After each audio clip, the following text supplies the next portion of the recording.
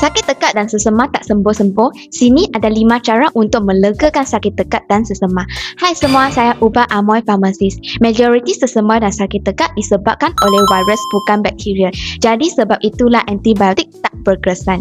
Cara pertama, minum air som dengan kerap. Secara saintifik, hydrisi dapat membantu nipiskan mukus dan kurangkan iritasi tekak. Kedua, berkumur air garam. Setengah sudu garam dengan air som, 2 hingga 3 kali sehari. Air garam dapat kurangkan keradangan dan beban virus atau bakteria di tekak. Cara ketiga, madu. Kajian menunjukkan madu dapat kurangkan batuk, malam dan sakit tekak. Tapi ini tak sesuai untuk bayi 2 tahun ke bawah.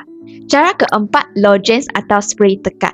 Bahan seperti benzodiazepine atau propolis dapat bantu kebaskan tekak dan kurangkan rasa sakit sementara.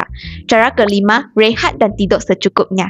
Tidur dapat tolong imun sistem hasilkan lebih banyak antibodi untuk lawan virus.